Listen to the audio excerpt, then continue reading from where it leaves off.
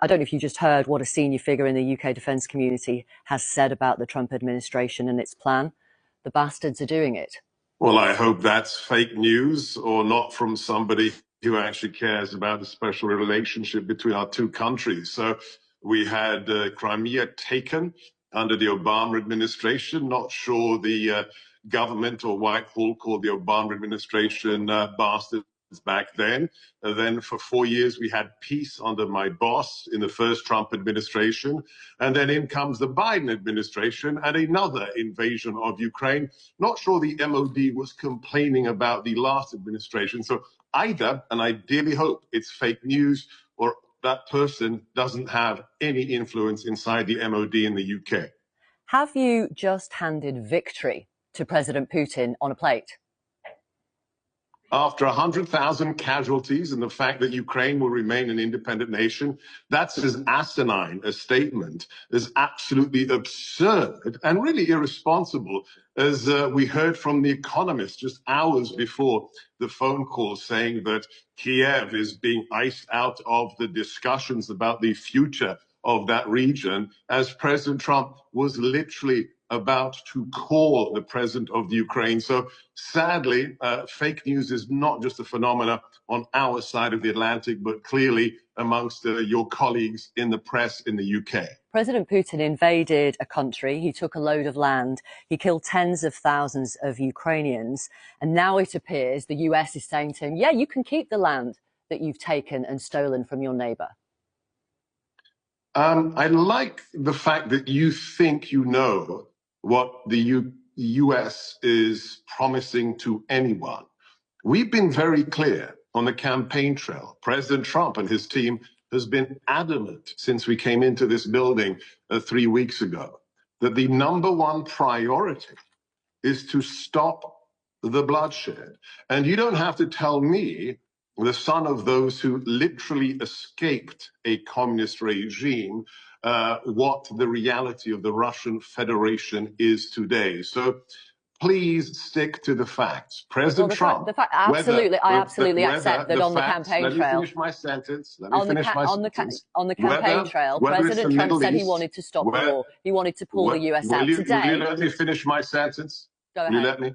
Whether it's the Middle East, whether it's Gaza, whether it is the European continent, remember, this isn't in our hemisphere, this is in your hemisphere, this is in the Eurasian continent, or whether it is Ukraine, whether the Middle East or anywhere, the number one priority of the commander-in-chief is to stop the bloodshed, not to pander to establishment, left-wing, Ramona talking points. That's not why we're here.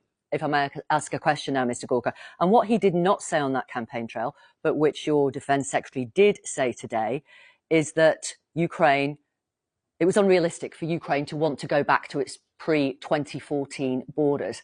That is saying to President Putin, you can keep the land you took by force. Well, geopolitics and politics is the art of the possible. So my question to you would be, what are you proposing? Is the British army going to deploy to the Donbass or to Crimea?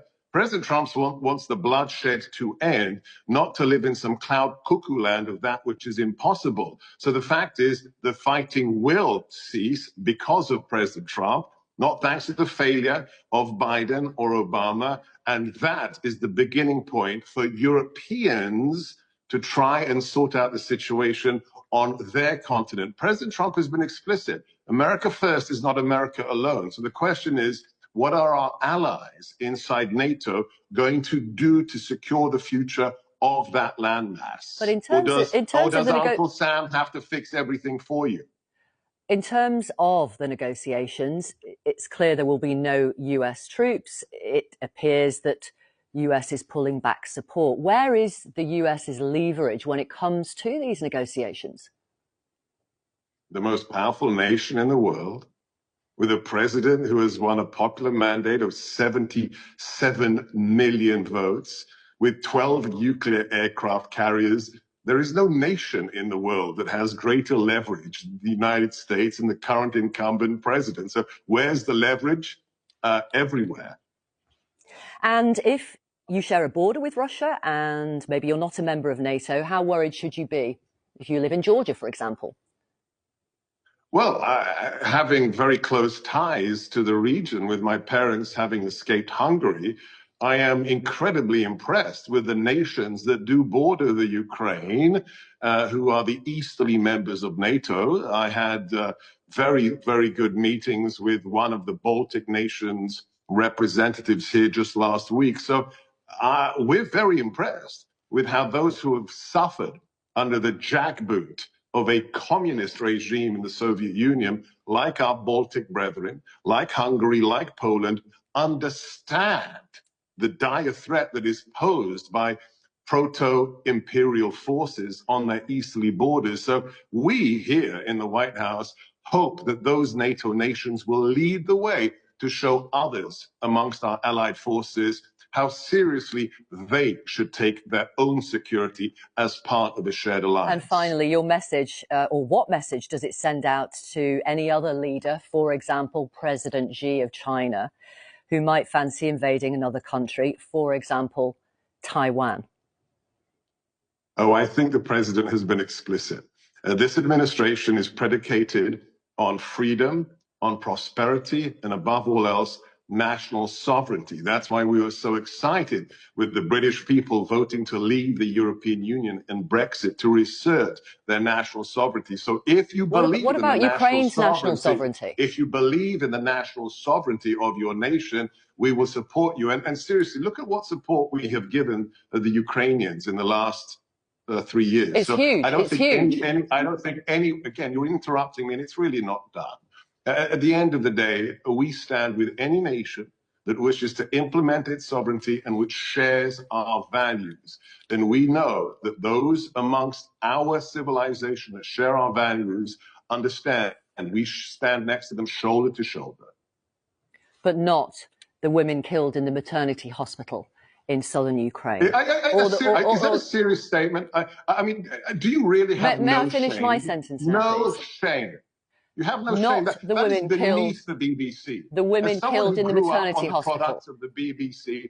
That is the families killed shameful. in their own apartments in the capital. You should be ashamed of yourself. The people eating in a pizza I am not place. even going to countenance replying to such an absolutely abhorrent statement. Thank you very much for your time. Serious statement. I mean, do you really have may no I finish shame? my sentence now, No please? shame.